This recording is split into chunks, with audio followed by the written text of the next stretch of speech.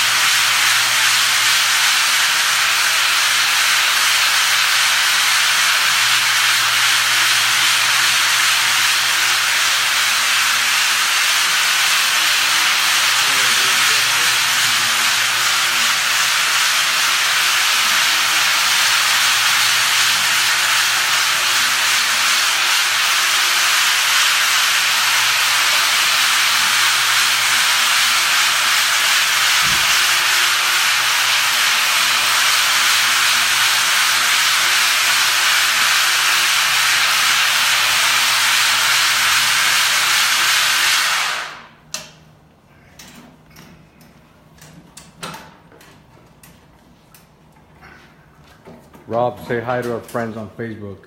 Hi, friends on Facebook. I know these guys know you.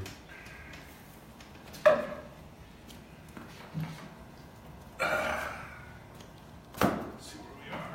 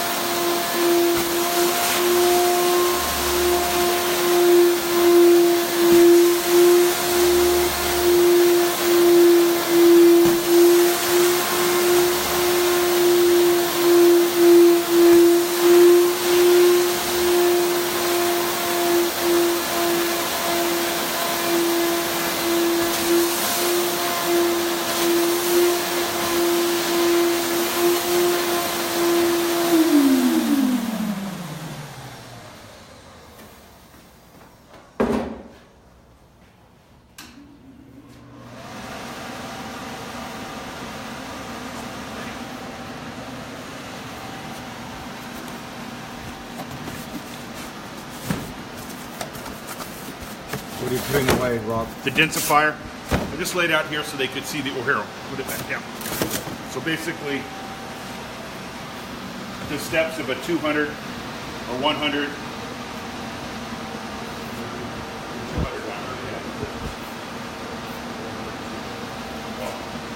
So basically, it goes 100 copper, 200 copper, densifier, 400 resin, and then the guard. Right now we're on 30 grit because we're exposing the aggregate, but that's the most common system that we do for the concrete. You did the 30 grit twice, or I'm still on the 30 grit. I'm just vacuuming up and drying it so I can look and kind of get an idea where I am. and you would do, like say you're doing the whole rod, you wouldn't do it a second. You would just do the whole rod 30 and let's see where you're at. Then touch up the areas if you touch, that's what's so big. That or another thing that you can do is do a small area like this to kind of keep track of the time or the passes, and then repeat that.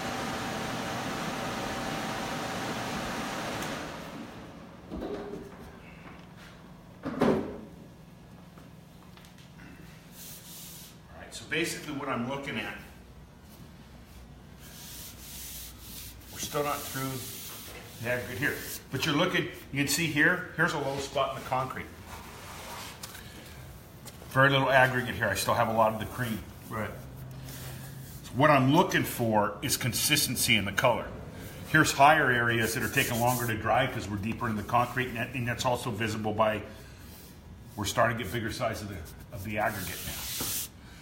But this is where the time comes in. What we're looking for is a consistent color in the concrete, and basically where we don't see the swirl. So like right in here, where we're consistent in color and you don't see these deep swirls, right here our cut is even. Out here, we still have a lot more work to do, and part of that just because it's on the edge. So when I start back up on my 30 again, I need to spend some more time out here. But again, and down here. But again, that just gives you an idea of how critical, when you're exposing the aggregate, these lower steps are. And it takes up a big majority of the class, but I think it's important because I can tell you, if you're going to expose the aggregate, be ready to spend 80% of the time on the first grade or two, but unless you see how long it takes, it doesn't. So you're doing the polishing, you're basically spending, let's say, an average garage a day, day and a half, and you're making so much money. But if you're exposing the This aggregate, turns it into 4 or 5 days. but you're making 3 times as much money. Right. So you're getting paid. And for all again, that and you extra can work. go to different equipment. We're all this time and the Yeah. amount is all relevant to the machine that you're using. Yeah. You know, if you've got access to like a Cymex or a big planetary machine, or if you're using Clindexes or some of the other bigger, heavier machines out there, that cuts back on the time. You can use the Cymex on this? Oh. Yeah, you just get those in 8 or 10 inch, depending on the size of your Cymex. Yeah, those rings come in anywhere from 5 inch to 20 inch. Huh. Okay. And the Cymex is a lot faster, huh? Well, because it's heavier, Yeah. and you're making more contact on the concrete.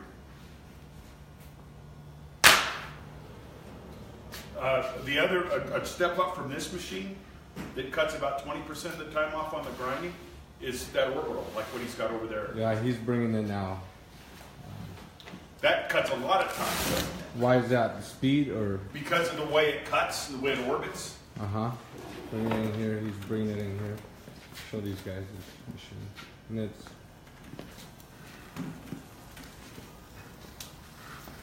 So this could be a little bit faster, huh? It's probably 20 to 25% faster using that machine on concrete. It's a mighty orbit. But see that, whether like this Mighty and the other orbitals, they're making contact with the concrete about, depending on the make, anywhere between 1,700 and 1,800 times a minute. The way it's, and they cut faster. Same thing if you're polishing marble or travertine. You can do, if you're doing diamond work on marble or travertine, that will do about 3,000 square feet in the same amount of time. I could do 1,000 to 1,200 square feet with this machine. The only thing these machines do better than those are your actual chemical polishing.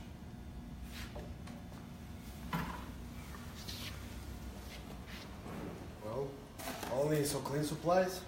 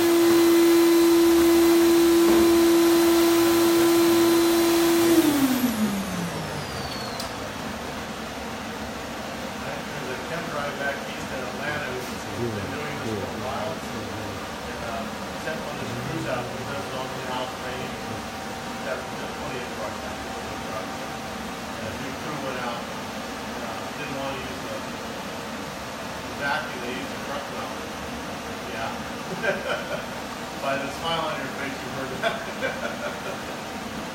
Don't do that, right? It's What was your question? No question. yeah, no, it's saying that, you know, it's just like guys that go to Home Depot and buy just a wet dry bag. Yeah. They last about 15 minutes because what they're sucking up isn't water. Yeah. It's a mud. Yeah. So that's actually a concrete slurry vacuum. Yeah. So you definitely need to get one of these, not even Home Depot back. Just keep replacing them. Yeah. Now this is actually one here is made by Mercury. There's other good ones out there.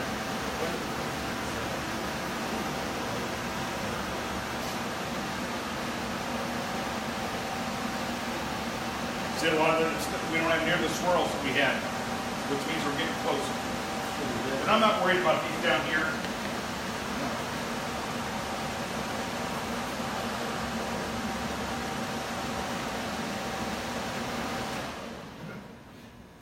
So your 30 is the only one you're going to have swirl marks on? Or the 50. If we have swirl marks as we move up, and now it just means that we haven't completely got rid of the damage from the last grid. Okay. Right now the swirl marks are coming from we're trying to get through the cream. So we still have a little work to do up here. But we fixed this edge quite a bit. Yeah. A little bit down here. And some of these little swirls, as long as we're getting to the point where I'm comfortable that my 50 grit can finish the job, we can move up. Can you feel that? Because I can't feel anything different. You mean the scratches? Yeah. No. All right. So you're basically looking at these type swirls here, then where you have none over here. Right. Right. Which is the middle, we always seem to work more than the edges anyway. Now, will you get swirl marks over here when you hit the 50? Yes. Okay. Until my 30s are all gone. Right. So the swirl marks you're going to see at the 50 on this Uh-huh. is still damage left from the 50s, or from the 30s. Right. Once I have an even 50 grit scratch pattern, there are no swirl marks. It's kind of how you know you've worked the grit long enough is there's not swirl marks from the last grit. Okay. The reason we don't see swirl marks in here now is because the scratch pattern from that grit is even. Right. Yeah, I'm going to work this outside a little bit more and then we'll move up. But we're getting close. So what you're saying, that is scratched. It's just not in a swirl pattern, that's all. Yes. And so that can't see it. All right. Right. It's like when you sand. Right. Even if you got 60 grit sandpaper, you don't see the scratches from the 60 as long as all the scratches are equal. Right. But if you move up from 60 to 100, now you can see scratch marks if all the 60 grit scratches aren't gone. Yeah.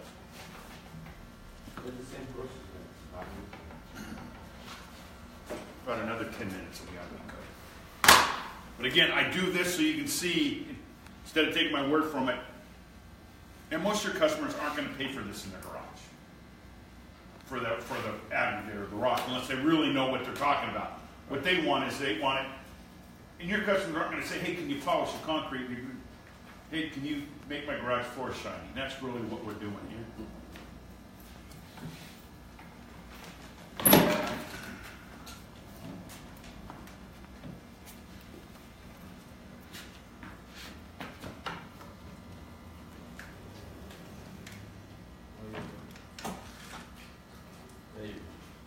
Yeah, listen up there. But I've got, so now I've got 145